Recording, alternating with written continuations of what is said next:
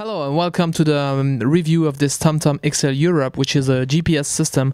Pretty cool, actually. I'm going to show you some of the settings and we'll go for a ride. First of all, check here. This is really important. This is where you can charge and synchronize, and this is where you can put SD cards, but as you can see there is nothing in here. It's really enough with what's in it. These are the settings, by the way. You can use night colors. You'll see that later. You can actually change the volume preferences, manage the favorites that you can, so that you don't have to retype every time. Although it's pretty smart, as you will see. It remembers where you were the last time. You can also set a lot of different things like the brightness, which is really important. Change the voice. Interestingly enough, you can have the language of the GPS being another language as this voices. I have, for example, the language of the GPS, I think in French, and the language I have it right now in Italian because I want to learn Italian. So it's also a nice way to learn Italian or another language, for example. You can have a lot of different things, but I think the best thing is that we go together for a ride.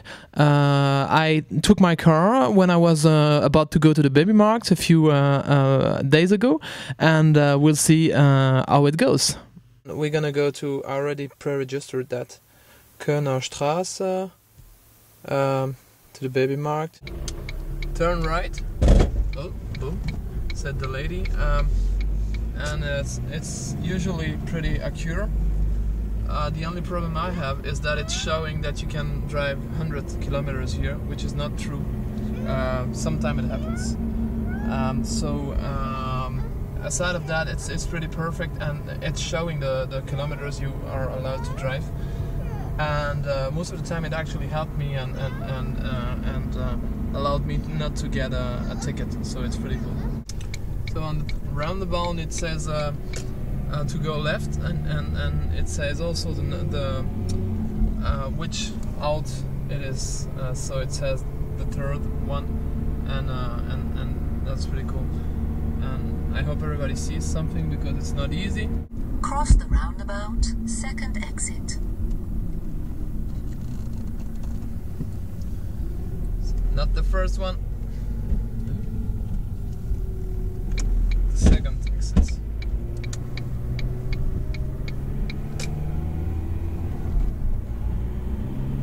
After 500 meters, cross the roundabout, second exit.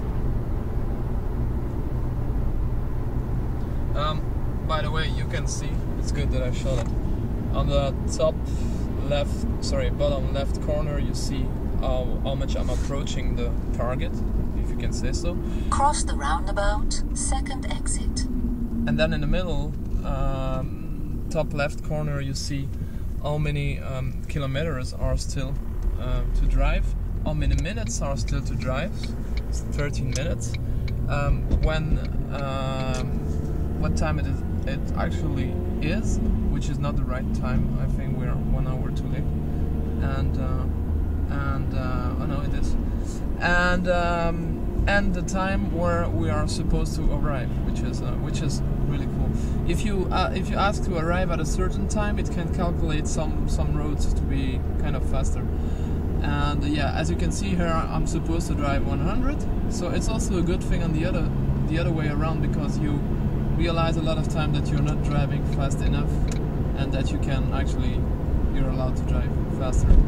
So now, as you can see, in about 2 kilometers, I'm gonna have another roundabout, and then I'm gonna reach the B264, which is the next target. And just on the left, you can also see in which direction we are, which is currently we're northeast, which doesn't bring too much. This is, by the way, the 3D mode. I can also go to the night view, which is good if you don't want to wake up everybody sleeping in the car. And you can also go in the 2D After mode. 800 meters, cross the roundabout, second exit. So that's the 2D mode. Oh, by the way, you also have different modes. That's funny. different maps way of showing the things for Germany, for Belgium, and whatsoever. So now I'm gonna cross the roundabout, second exit. Just which roundabout? See here, that was a problem. Is I prefer in 3D. There is actually no, there is only one roundabout, but it was showed in a weird way. Okay, so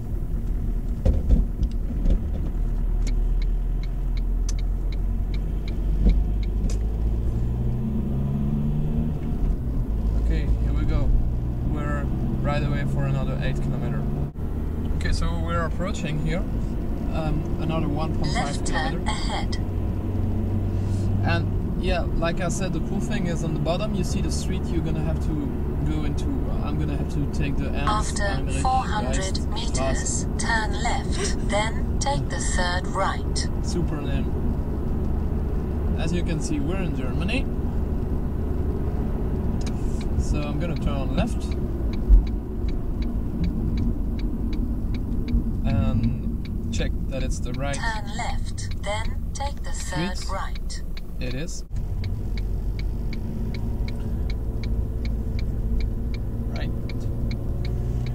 And third right. The last time we came here without a GPS, we searched for After about 200 meters, few turn minutes. right. 20 minutes, something like that. And we had to ask somebody. So, yeah. It's actually a little bit easier with a GPS. Turn right. Turn right. Up.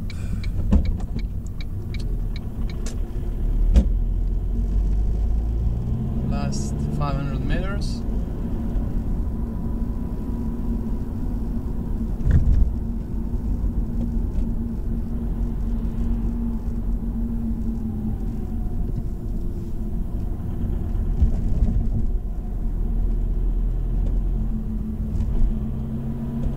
After 200 meters, turn right.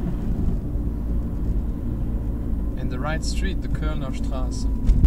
So, it should be this one. Turn right, then you have reached your destination. Okay, and we're back again. Thank you for having followed this. If you have any question, just write stuffmc@pomcast.com. Thanks for the guys at TomTom, and because their things are pretty cool, damn cool. I just have one wish, which is that it has a synchronization software that works with the Mac. There used to be something from another company, and it doesn't exist anymore. So because you still need a PC to synchronize all the maps, and that's a shame because we're a podcast about the Mac. So I hope they will listen to our request, so to say. Aside of that, last thing which is cool, which is a TomTom traffic and a lot of different things that requires to connect to wireless data connection. So if you are ready to pay a little bit of a price, then you can have something pretty cool. And that's pretty much it. Thank you for having followed this review. And now we'll go to the last part of my route, which is really important. The baby mark was closed, so we need to go to the other one, Köln-Weiden. 7 minutes. And now let's see what it says. I'm gonna move a little bit, and it's gonna tell me, well, it's already telling me turn at the right on the Elisabethstraße.